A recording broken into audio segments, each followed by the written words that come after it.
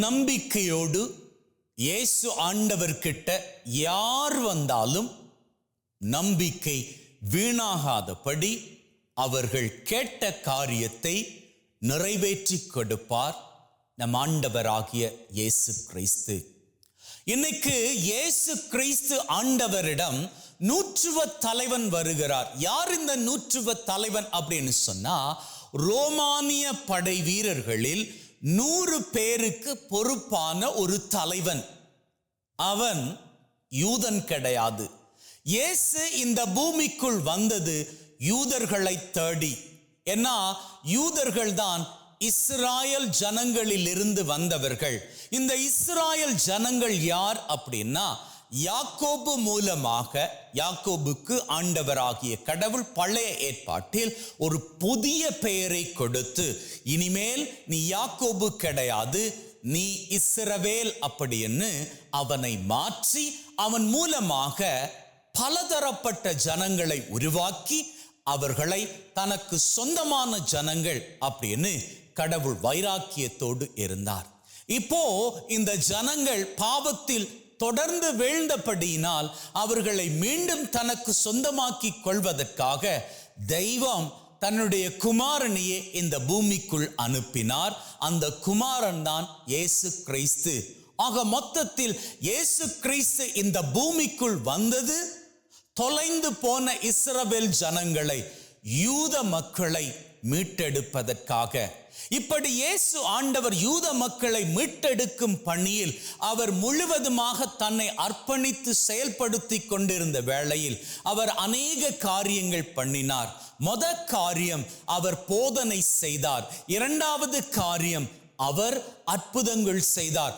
மூன்றாவது காரியம், இந்த அற்புத காரியங்கள் பண்ணிக்கிட்டு இருக்கிற வேளையில் அவர் நோயோடு இருந்தவர்களை, வியாதி படுக்கையில் இருந்தவர்களை எல்லாம் அற்புதமான விதத்தில் சுகப்படுத்தினார். இதை கேள்விப்பட்டவர்கள் பலர், இதை கண்ணுக்கு கண்ணாக பார்த்தவர்கள் பலர். இப்படியாக பார்த்தவர்களும் கேட்டவர்களும் எல்லாருமே நம்பினார்களா இயேசு கிறிஸ்து ஆண்டவரே அப்படின்னு சொன்னா, அவருடைய சொந்த ஜனமாகிய யூத மக்களே அவரில் நம்பிக்கை கொள்ளவில்லை. அநேகர் நம்பிக்கை கொள்ளவில்லை. அதனால் தான் இந்த யூத வழிமுறையில் வந்திருக்கக்கூடிய ரிலிஜியஸ் லீடர்ஸ், மத தலைவர்கள் இயேசு ஆண்டவரை ஏற்றுக்கொள்ளாமல் அவருக்கு எதிராக சதி செய்தார்கள். எல்லாரும் கிடையாது, ஒரு சில நல்ல மத தலைவர்களும் இருந்தார்கள். அதுல குறிப்பாக நாம் சொல்லணும் அப்படின்னா, நிக்கதேம் அப்படி என்பவர். அவர் இயேசு மீது ரொம்ப மரியாதையும் பக்தியும் வைத்திருந்தார். சரி, இப்போ நம்முடைய இந்த நூற்றுவ தலைவனுக்கு வருவோம். இந்த நூற்றுவ தலைவன் யார்? ரோமானிய படை வீரர்களில் 100 பேருக்கு தலைவனாக இருக்கக்கூடியவன். எப்பேற்பட்ட ஒரு அதிகாரத்தில் இருக்கக்கூடியவன் அவன். இயேசு செய்த அற்புத காரியங்களை பார்த்து கேள்விப்பட்டு தன்னுடைய குமாரனுக்கு இருக்கக்கூடிய வியாதியை இயேசுவால் சுகப்படுத்த முடியும் அப்படின்னு சொல்லி நம்பி தன்னுடைய அதிகாரத்தை கூட அவன் பொருட்படுத்தாது தன்னுடைய மகனுக்காக இயேசு அண்டை வருகிறான். பாருங்க, ஒரு பெரிய அதிகாரத்தில் இருக்கக்கூடிய ரோமானிய தலைவன் தன்னுடைய சொந்த பிள்ளைக்காக தன்னுடைய பவரை கூட விட்டுட்டு இறங்கி வர்றான். அதை பார்க்கிறப்போ இயேசு ஆண்டவர் தான் இந்த ஜனங்களுக்காக வந்ததை நினைவு கூறுகின்றார்.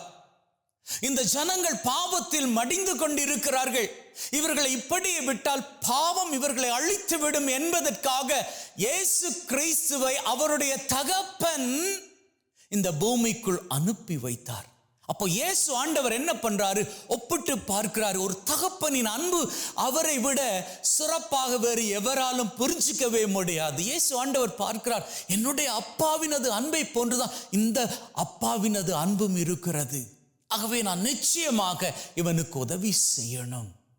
அவன் புறஜாதி தான். இன்னும் சொல்ல போனா நாம் எல்லாரும் கத்தோலிக்கர்கள், நம்முடைய ஆலயங்கள்ல நாம நற்கருணை பெற்றுக்கொள்ளணும் அப்படின்னு சொன்னா நாம திருமுழுக்கு பெற்றிருக்கணும், நன்மை பெற்றிருக்கணும், நாம கத்தோலிக்கர்களாக பிராக்டிஸ் பண்ணுகின்ற கத்தோலிக்கர்களாக இருக்கணும். அப்போ இயேசு ஆண்டவரை நாம ஆலயத்துல பெற்றுக்கொள்ளணும் அப்படின்னு சொன்னா நாம இத்தனையும் பண்ணி இருக்கணும். ஆனா இதுல ஒரு விந்த பாருங்க, நற்கருணை எழுந்தேற்ற வேளையின் பொழுது ஆண்டவராகிய இயேசு கிறிஸ்துவின் திருவுடல் அப்படியே தூக்கி ஜனங்களுக்கு காட்டிவிட்டு குருவானவர் சொல்லக்கூடிய ஜெபம் எங்க இருந்து எடுக்கப்பட்ட ஜெபம்? தோ இந்த ரோமானிய படை தலைவன் இருக்கிறானே, அவன் சொன்ன வார்த்தைகளில் இருந்து எடுக்கப்பட்ட ஜெபமாகும். அவன் என்ன சொன்னா? ஆண்டவரே, நீர் என்னுடைய இல்லத்திற்கு வர நான் தகுதியற்றவன், ஆனால் ஒரு வார்த்தை மட்டும் சொல்லும். பாத்தீங்களா, நம்முடைய திருப்பலியில நாம பயன்படுத்தக்கூடிய அந்த குறிப்பிட்ட ஜெபம் இன்னைக்கு வரைக்கும் நாம சொல்லிக்கிட்டு இருக்கிறோமே, அந்த ஜெபம் ஒரு பரிசேயன் சொன்ன ஜெபம் கிடையாது, ஒரு சதுசேயன் சொன்ன ஜெபம் கிடையாது, எந்த ஒரு மத தலைவர்களும் வரலாற்றில் சொல்லிக்கிட்ட ஜெபமே கிடையாது. மாறாக ஒரு புறவினத்தான் சொல்லிக்கிட்ட வார்த்தைகள் அவை இன்னைக்கு ஜெபமாக நமக்கு கொடுக்கப்பட்டிருக்கிறது. அப்படின்னா இயேசு ஆண்டவர் யாரையும் புறம் தள்ளி நடக்கிறவர் கிடையாது. உண்மைதான், அவர் இந்த உலகத்திற்குள் வந்தது பிரிந்து போன ஆடுகளுக்காக, வழி தவறி போன ஆடுகளுக்காக, இஸ்ரவேலர்களில் வழி தவறி பாவத்தில் வீழ்ந்த ஜனங்களுக்காக, யூத மக்களுக்காகத்தான். ஆனாலும் அவரை யாரெல்லாம் நம்பி அவரிடம் வந்தார்களோ அவர்களை ஒருபோதும் இயேசு கிறிஸ்து ஆண்டவர் புறம் தள்ளி நடக்கவே இல்லை. அப்போ புறஜாதிகளுக்கே, நம்முடைய மதத்தை சேராதவர்களுக்கே இயேசு ஆண்டவர் அற்புதம் செய்வார். அப்படின்னா ஏன்னா அந்த நூற்றுவ தலைவன் இயேசு ஆண்டவர் கிட்ட வந்து இந்த வார்த்தைகளை சொன்னதும் இயேசு ஆண்டவர் பதிலுக்கு என்ன தெரியுமா சொன்னாரு? நீ வீட்டை போப்பா, தைரியமா போ, நம்பிக்கையோடு வந்தல்ல, அதே நம்பிக்கையோடு வீட்டை போய் பாரு, உன்னுடைய மகன் நலமடைந்து இருப்பான். இயேசு ஆண்டவர் ஒரு புற இனத்தவனுக்கே அப்படி பண்ணுவார். அப்படின்னா உங்களுக்கும் எனக்கும் பண்ண மாட்டாரா என்ன? பண்ணுவார், நிறைய பண்ணுவார். நாம் கேட்பதற்கும் எதிர்பார்ப்பதற்கும் மேலாகவே கொடுப்பார், அவர் பண்ணுவார். ஆகவே நாம என்ன பண்ணிக்கணும்? முதல்ல நாம 3 காரியங்கள் பண்ணணும். முதல்ல இந்த காரியம், காரியம் நீங்க அவரை நம்பிக்கணும். சூழ்நிலை எப்படி மோசமானதாக இருந்தாலும் டோன்ட் வரி. இந்த சூழ்நிலையே உருவாக்கக்கூடியவர் தெய்வம். இன்னும் சொல்ல போனா இந்த சூழ்நிலை உங்களுக்கு மட்டும்தான். இந்த சூழ்நிலை வேணுமாக இருந்தா உங்களை கட்டுப்படுத்தலாம், ஆனா தெய்வத்தை கட்டுப்படுத்தி விட முடியாது. ஏன்னா இந்த சூழ்நிலையே கட்டுப்படுத்தக்கூடிய வல்லமை உள்ளவர் அவர். ஆகவே என்ன நடந்தாலும், எப்பேற்பட்ட சூழ்நிலையில் இருந்தாலும் நம்பிக்கை தளராதீர்கள். காரியம். 2வது காரியம், நீங்க ஜெபிச்சுட்டு ஆண்டவர் நீங்க கேட்ட காரியம் தரும் வரைக்கும் அவருக்கு நன்றி சொல்லிக்கிட்டே இருங்க. டெய்லி நாம திருப்பலி வேளையில 7 காரியங்கள், அத்தோடு 8வதாக உலகிலே நிரந்தர சமாதானம் நிலைக்கணும் அப்படின்னு சொல்லித்தானே ஜெபிக்கிறோம் நற்கருணை வேளையில.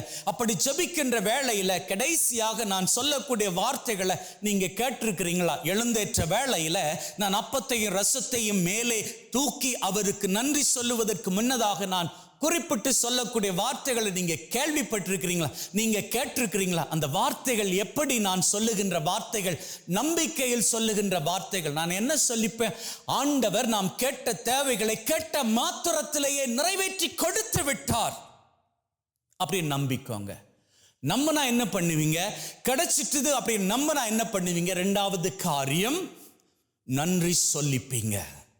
நன்றி சொல்லுங்க. நீங்க கேட்ட காரியம் உங்களுக்கு கிடைச்சிருச்சு அப்படின்னு சொல்லி நம்பிக்கையில் நன்றி சொல்லுங்க. 3வது காரியம்,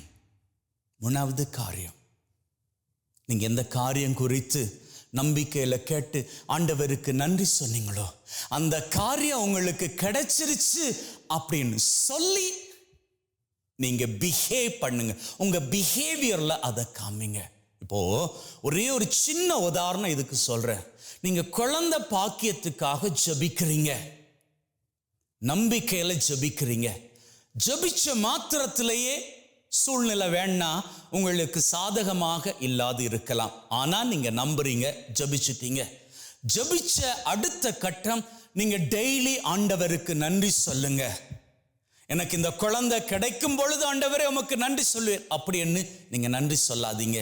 இந்த குழந்தைய நீங்க நான் கேட்ட மாத்திரத்திலே கொடுத்துட்டீங்க, என்னுடைய குழந்தை வந்துகிட்டே இருக்குது அப்படின்னு சொல்லி அவருக்கு நன்றி செலுத்துங்க. 3வது காரியம், அந்த குழந்தை உங்களுக்கு பிறந்த அந்த தருணத்துல இருந்து நீங்க எப்படி அந்த குழந்தைய வளர்க்க போறீங்க அப்படி என்கின்ற எக்ஸைட்மெண்டோட வாழ்ந்து கொள்ளுங்க. சந்தேகத்தோடு அல்ல, நம்பிக்கையோடு. இது குழந்தை பாக்கியத்திற்கு மாத்திரமான செய்தி கிடையாது. எல்லா விதமான காரியங்கள், அவரவர் நிலையில் என்னென்ன காரியங்களுக்காக ஏங்கிக்கிட்டு இருக்கிறீங்களோ அந்தந்த காரியங்களை எல்லாம் ஒப்பு கொடுத்து ஜெபிங்க. நூற்றுவ தலைவனை போன்று நம்பிக்கையோடு ஆண்டவர்கிட்ட நீங்க ஜெபிங்க. ஆண்டவரே, ஒரு வார்த்தை சொல்லும், நிச்சயமாக எல்லாம் நிறைவேறும். ஆண்டவர்கிட்ட கேட்டா அவர் சொல்லிடுவாரு. என்னென்ன காரியங்களுக்காக ஆண்டவர்கிட்ட எதிர்பார்த்து நிற்கிறீங்க, அந்தந்த காரியங்களை குறித்து ஜெபிங்க. ஜெபிச்சுட்டு ஆண்டவருக்கு நன்றி சொல்லுங்க.